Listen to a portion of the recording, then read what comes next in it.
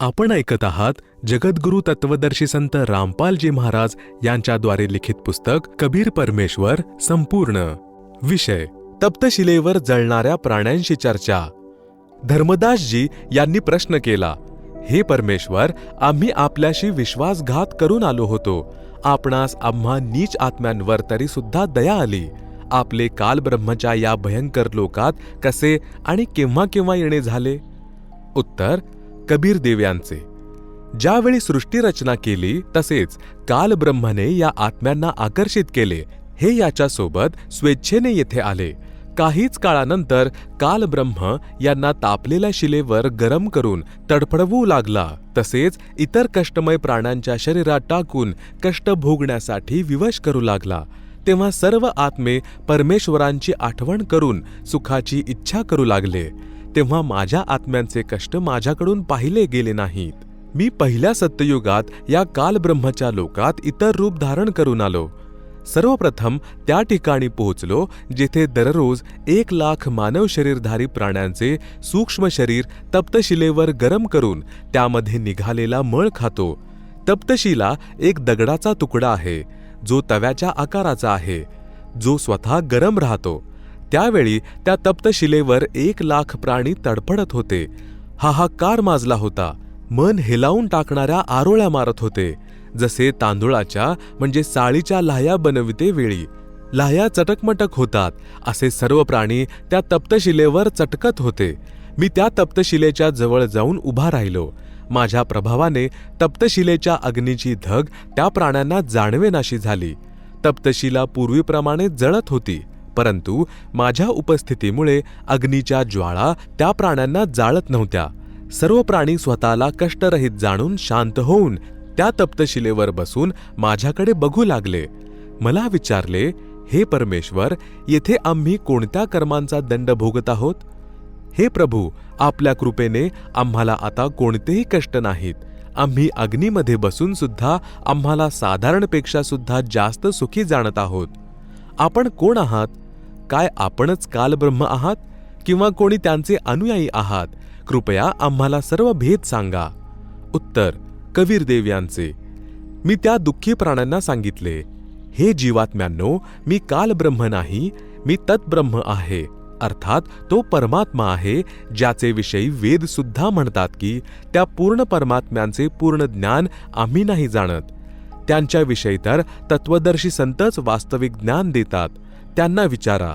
यजुर्वेद अध्याय 40 श्लोक 10 व 13 मध्ये म्हटले आहे की परमात्मा कसा आहे, तसेच विद्वान कोण आहे, हे ज्ञान धीराणाम अर्थात तत्वदर्शी संतच सांगतात.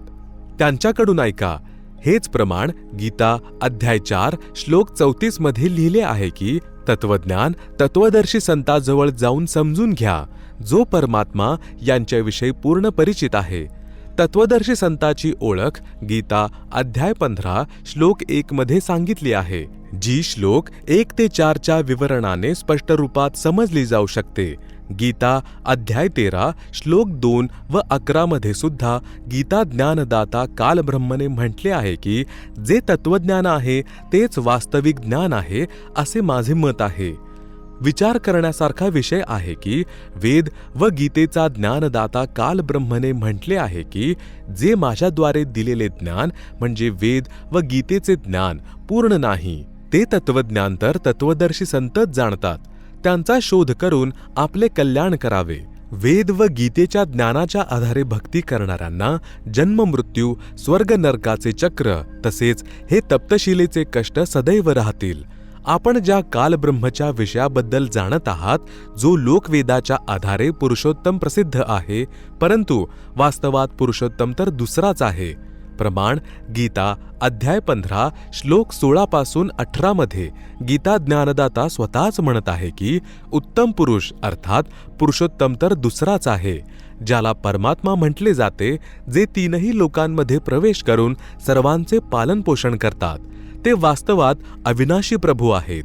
गीता अध्याय 15 श्लोक 17 मध्ये पुन्हा गीता अध्याय 15 श्लोक 18 मध्ये आपल्याविषयी गीता ज्ञानदात्याने सांगितले आहे की मला तर लोक वेदाच्या आधारे पुरुषोत्तम मानतात. मी वास्तवात पुरुषोत्तम नाही, जो गीता अध्याय 11 श्लोक 32 मध्ये सांगतो की मी काल आहे, सर्वांना खाण्यासाठी आलो आहे. गीता अध्याय 11 श्लोक 21 मध्ये अर्जुनाने डोळ्यांनी पाहिलेले वर्णन सांगितले आहे की हे भगवान, आपण तर त्या ऋषींना पण खात आहात जे आपली वेद मंत्रांद्वारे स्तुती करत आहेत. आपण देवता तसेच सिद्धांच्या समूहांना देखील खाण्यासाठी तयार आहात. ते आपल्याला त्यांच्या जीवाचे रक्षण करण्यासाठी मंगल कामना करत आहेत. काल भगवान म्हणाला की मी सर्वांना खाण्यासाठी प्रवृत्त झालो आहे. हे धर्मदास, त्या तप्तशिलेवर ऋषी, महर्षी व अन्य वेदपाठ करणारे व वाचणारे विद्वान पण कष्ट घेत होते. जे वेदांच्या मंत्राशी पण परिचित होते ते सर्व एका सुरात म्हणाले, हे पूर्ण परमात्मा, आपण सत्य म्हणत आहात. हे ज्ञान वेदांमध्ये लिहिले आहे, म्हणजे वेदाचे सार ज्ञानच गीतेमध्ये लिपिबद्ध आहे. सत्ययुगात सर्व मनुष्य साधना करत होते. कोणी श्री विष्णूजींची व श्री शिवजींची, कोणी देवीची, जी त्यावेळच्या गुरूंनी प्रचलित करून ठेवली होती, जी वेदसुद्धा ठीक न समजलेल्या ऋषींद्वारे सांगितली गेली होती. काही गुरुजन व ऋषीजन पण त्या तप्तशिलेवर कष्ट भोगत होते, जे आपापल्या साधनांना श्रेष्ठ समजून स्वतः करत होते, तसेच आपल्या अनुयायांना पण करायला लावत होते. ते देखील म्हणू लागले, हे परमेश्वर, आमची भक्ती शास्त्रविरुद्ध होती. आता आपल्या कृपेमुळे आम्हाला ज्ञान झाले आहे. आमची ती शास्त्राविरुद्ध साधना काही कामी नाही आली. आम्ही इथं तप्तशिलेवर महाकष्ट भोगत आहोत. हेच प्रमाण गीता अध्याय 16 श्लोक 23 मध्ये म्हटले आहे की जे शास्त्रविधी त्यागून मनमाने आचरण म्हणजे पूजा करतात, त्यांना ना तर कोणते सुख होत असते, ना त्यांना कोणती सिद्धी प्राप्त होते, न त्यांची गती अर्थात मोक्ष होतो. अर्थात शास्त्रविधी विरुद्ध भक्ती व्यर्थ आहे. तेव्हा मी म्हणजे कबीर देवांनी त्या तप्तशिलेवर विराजमान प्राण्यांना सृष्टीरचना ऐकवली. कृपया वाचकांनी ते वाचावे. सृष्टीरचना याच पुस्तकात पान नंबर 250 पासून 269 वर. ज्या कारणाने त्यांना ज्ञात झाले की ते कसे आपल्या पायावर कुऱ्हाड मारून कालब्रह्मच्या जाळ्यामध्ये फसले होते, ते सर्व प्राणी म्हटले, हे परमेश्वर, आम्हाला या महादुःखदायक काललोकातून बाहेर काढा. आम्हाला आपल्या सतलोकामध्ये घेऊन चला. तेव्हा मी त्या सर्व प्राण्यांना म्हणालो, असे मी आपल्याला सतलोकात नाही घेऊन जाऊ शकत, कारण की आपण स्वेच्छेने या कालब्रह्मच्या सोबत आला होतात. आपले पुण्य समाप्त झाले आहेत. आपल्यावर कालब्रह्मचे कर्ज आहे. त्या कर्जातून मुक्त होऊनच आपण सतलोकात जाऊ शकता. त्याचा विधी आहे की जेव्हा आपल्याला पृथ्वीवर मानव जन्म प्राप्त होईल, तसेच मी एखाद्या दुसऱ्या वेशात प्रकट होऊन हे तत्वज्ञान सांगण्यासाठी येईल किंवा आपल्या एखाद्या अंशाला पाठवेल, तेव्हा तुम्ही आमचे सत्य शब्द म्हणजे सार शब्द तसेच सार ज्ञान अर्थात तत्वज्ञान ग्रहण करून मर्यादेमध्ये राहून भक्ती कराल, तेव्हा आपले सतलोक जाणं संभव होईल. हे धर्मदास, मी म्हणजे कबीर परमेश्वरने त्या ऋषींना प्रश्न केला जे तप्तशिलेवर उपस्थित होते, तसेच ते पृथ्वी लोकात वेदांचे मोठे प्रकांड विद्वान प्रसिद्ध होते. प्रश्न कबीरजी यांचा, आपण वेद वाचले आहेत. कृपया सांगा, वेदांमध्ये प्रभूला साकार लिहिले आहे की निराकार? त्या ऋषींनी एका सुरात उत्तर दिले, परमात्मा निराकार आहे. फक्त त्यांचा प्रकाशच समाधीद्वारे शरीरामध्ये पाहिला जाऊ शकतो. समाधीमध्ये परमात्मा प्रत्यक्ष असतो. मी म्हणजे कबीर परमेश्वरने त्या मतिहीनला विचारले, प्रत्यक्षचा नेमका काय अर्थ तुम्हाला सांगायचा आहे? त्यांनी उत्तर दिले की प्रत्यक्षचे तात्पर्य आहे की समाधीमध्ये परमात्म्यांचे साक्षात्कार होणे. मी म्हणालो, प्रत्यक्ष तर साकार वस्तूचा होत असतो. जसे कोणी कोणाला पाणी आणायला सांगितले, त्याने पाणी आणून ठेवले. तो आणला गेलेला पदार्थ अर्थात पाणी साक्षात वस्तू आहे, पाणी शब्द नाही. जसे कोणी घागर पाहिली, मग समाधी दशेमध्ये घागरीला साक्षात्कार झाला. अशा प्रकारे जी साकार वस्तू बाहेर आहे त्याचाच साक्षात्कार समाधी दशेमध्ये होतो. ज्या वस्तूचा आकारच नाही त्या वस्तूचे साक्षात होणे असंभव आहे. हे आपले खोटे ज्ञान आहे. आपल्याला कधीही परमात्मा यांचा साक्षात्कार झाला नाही. आपण व्यर्थच महिमा बनवून अनुयायांना भ्रमित करून महापापाचे भागीदार होऊन इथं कालब्रह्मच्या लोकात महाकष्ट भोगत आहात. परमेश्वर कबीरजी म्हणाले, हे ऋषीजन हो, आपण सांगितले की परमात्मा निराकार आहे, त्यांचा फक्त प्रकाशच पाहिला जाऊ शकतो. हे भोळ्या प्राण्यांनो, विचार करा. जसे कोणी नेत्रहीन अन्य नेत्रहीनाला सूर्याच्या विषयामध्ये खोटे ज्ञान प्राप्त करून पुढे प्रचार करत असे व तो म्हणत असेल की सूर्य निराकार आहे, त्याचा फक्त प्रकाशच पाहिला जाऊ शकतो, त्या नेत्रहीनाला विचारा की सूर्याविना प्रकाश कशाचा पाहिला? आपण सूर्याला निराकार सांगत आहात, त्याचा प्रकाश पाहिल्याचा प्रचार करत आहात. का खोटे भाषण करत आहात? ठीक याच प्रकारे वेदज्ञान तत्वांनी जाणण्याचा खोटा दावा करणारे वेदज्ञानहीन ऋषी व महर्षींची दशा आहे. आपल्याला न वेदज्ञानाची पूर्ण माहिती आहे, तसेच न आपली भक्तिविधी शास्त्र अनुकूल आहे. आपण महादोषाचे पात्र बनले आहात. तुम्हाला घोर नरकात टाकले जाईल. पृथ्वीलोकात आपल्याला एक परमज्ञानी मानून आपले शेकडो शिष्य आपल्याद्वारे सांगितलेल्या खोट्या ज्ञानाचा प्रचार करून लाखो भोळ्या आत्म्यांना कालच्या जाळ्यात फसवत आहेत. आपल्याला ऋषी व महर्षी मानून आपल्या मूर्ती स्थापन केल्या जातील. काही धूर्त व्यक्ती तिथं मंदिर इत्यादी बनवून आपला स्वार्थ साधतील. हे सर्व दोष देखील आपल्याला काही वर्षापर्यंत लागतील. भोळी जनता आपल्यासारख्या अज्ञानींना महर्षी मानून आपल्या नावाने कित्येक संस्था चालवतील. तसेच आपल्याद्वारे रचलेल्या आपल्या अनुभवाची पुस्तके भोळ्या जनतेमध्ये विकून धन कमावून आपल्या कुटुंबाचं पोषण करतील. तसेच मौजमजेमध्ये ते धन खर्च करतील. आपल्याद्वारे रचलेल्या वेदज्ञानाविरुद्ध पुस्तकांद्वारे लाखो व्यक्ती व्यर्थ ज्ञान ग्रहण करून नरकात पडतील. हे सर्व दोष पण आपल्या माथ्यावरच मारले जातील. ते भोळे प्राणी पृथ्वीवर आपला जय जयकार करत असतील. तसेच आपण त्या घोर नरकात पडून किंचाळत असाल. महाकष्टांमुळे ओरडून ओरडून रडत असाल. पृथ्वी लोकात बनलेला आपला महिमा आपल्या काय कामी आला? हे धर्मदास, माझ्या या तत्वज्ञानरूपी कटू सत्याशी परिचित होऊन ते नकली गुरु व ऋषी महर्षी आपली कृत्ये जाणून भीतीने कापू लागले. कारण की तिथे त्यांना सहजासहजी प्रमाण मिळत होते. मी त्यांना म्हटले, भाऊ, हे सत्य मी किंवा माझ्या पाठवलेल्या अंशाने आपल्याला पृथ्वीवर आपल्या या शिष्यांच्या समोर सांगितलं असतं तर आपण तसेच आपले शिष्य मला किंवा माझ्या अंश संताला मारायला धावले असता. तसेच आम्हाला संत व ऋषींचे निंदक म्हणून जनतेमध्ये बदनाम केलं असतं. आमची एकही गोष्ट ऐकली नसती. सर्व नकली ऋषी महर्षी गुरु तसेच त्यांच्यासोबत तिथेच उपस्थित त्यांच्या अनुयायांनी एक स्वरामध्ये म्हटले, आपण खरे म्हणत आहात. तिथे तर आम्ही आमच्या ज्ञानाला सर्वोच्च मानत होतो. हे परमेश्वर, आपण आमचे डोळे उघडले. परमेश्वर कबीर देव म्हणाले, हे धर्मदास, मी त्या नकली महर्षींना म्हटले, आपण सांगितले की वेदांमध्ये परमेश्वराला निराकार सांगितले आहे. तुमची ही गोष्ट सुद्धा खोटी आहे. कारण की वेदांनी माझ्याविषयी म्हटले आहे की परमेश्वर सहशरीर आहेत. तेच परमात्मा अन्य रूप धारण करून अतिथीसारखे काही वेळ या कालब्रह्मच्या लोकामध्ये येतात. त्यावेळी अज्ञान निद्रेमध्ये झोपलेल्या प्राण्यांना तत्वज्ञान प्रदान करतात. प्रमाण: यजुर्वेद अध्याय 5 श्लोक 1 मध्ये, अध्याय 1 श्लोक 15 मध्ये, तसेच ऋग्वेद मंडल 9 सूक्त 96 मंत्र 17 ते 20 पर्यंत यामध्ये पण आहे. परमेश्वर कबीरजी तप्तशिलेवर झालेल्या वार्तेद्वारे आपला प्रिय आत्मा भक्त धर्मदासजी यांना सुद्धा तत्वज्ञानाशी परिचित करत होते. हीच तत्वज्ञानाची अमृतवाणी धर्मदासजी यांनी लिपिबद्ध केली, जो 5वा वेद अर्थात कबीर सागर नावाने प्रसिद्ध आहे. परमेश्वर कबीरजी यांनी म्हटले, हे धर्मदास, माझ्याद्वारे सांगितलेल्या वेदांचे मंत्र ऐकताच त्या नकली ऋषींना आठवण आली की तुम्ही सत्य म्हणत आहात. मालक, वेदांमध्ये असेच लिहिले आहे.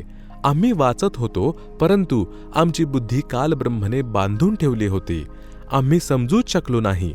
केवळ लोकवेदच म्हणजे ऐकिवा ज्ञान जे वेदांच्या विरुद्ध होते त्याला ऐकवत होतो. गीता अध्याय 10 श्लोक 9 ते 11 मध्ये प्रमाण आहे, ज्यामध्ये म्हटले आहे की जो माझ्यावर कालब्रह्मवरच अवलंबून आहे त्यांना मी असे ज्ञान देतो. ते आपापसांमध्ये विचार करून माझ्याच गुणांचे ज्ञान करतात, करवतात. ज्या कारणामुळे ते माझ्यामध्ये लीन होत राहतात.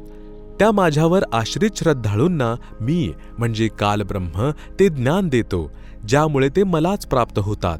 अर्थात कालच्या जाळ्यामध्येच राहतात.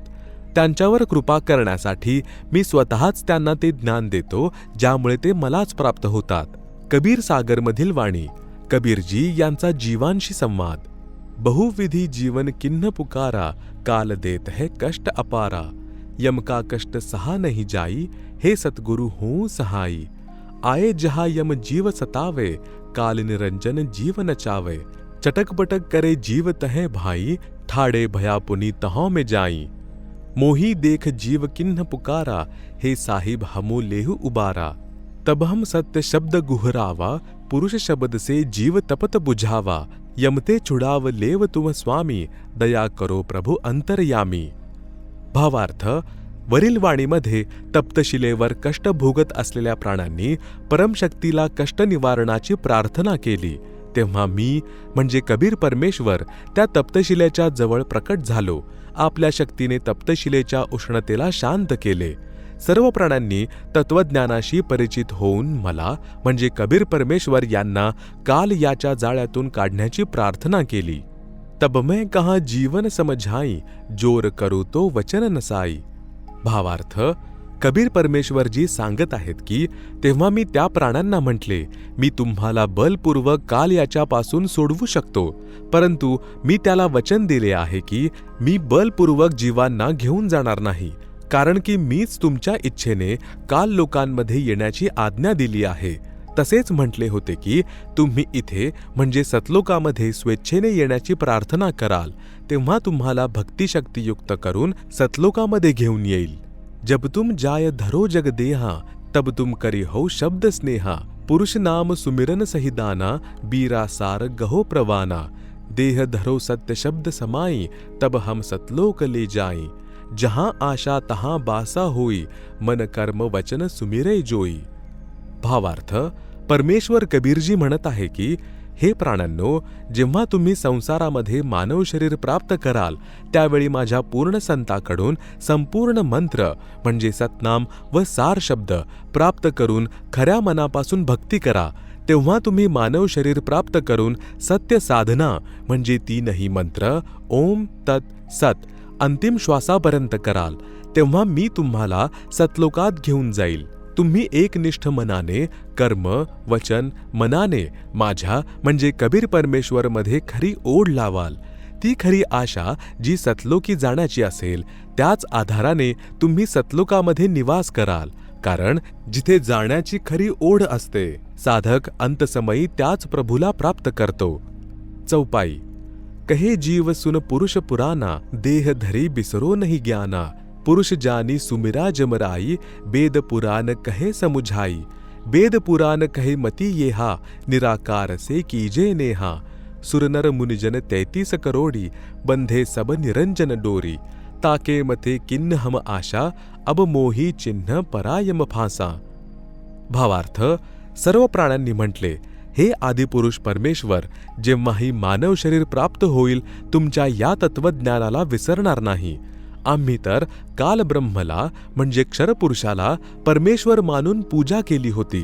जसे पण वेदांना आम्ही समजू शकलो त्या लोकवेदाच्या आधाराने तसेच पुराणाच्या ज्ञानाच्या आधाराने काल याची पूजा पूर्ण परमात्मा समजून केली आहे. आम्हीच नाही तर हे परमेश्वर 33 करोड देवता 88,000 ऋषी आदी व अन्य सर्व साधक सुद्धा काल ब्रह्मलाच पूर्ण परमात्मा जाणून साधना करून काल ब्रह्मच्याच दोरीला बांधलेले आहेत. अर्थात ते देखील सर्व काल याच्या अधीन आहेत.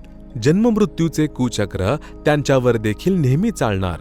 सुनो जीव यह छल यम केरा, यह यम फंदा किन्न घनेरा. छंद.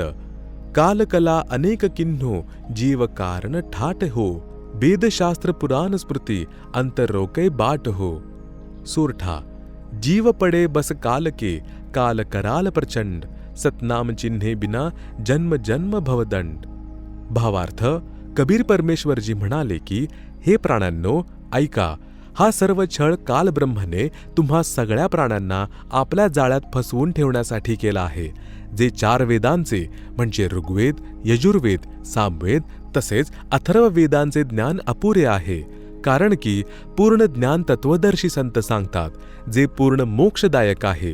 पुराण तसेच अन्य स्मृती व 6 शास्त्रांचे ज्ञान त्या देवता व ऋषींचा अनुभव आहे जे स्वतः वेदज्ञानाशी परिचित नाहीत.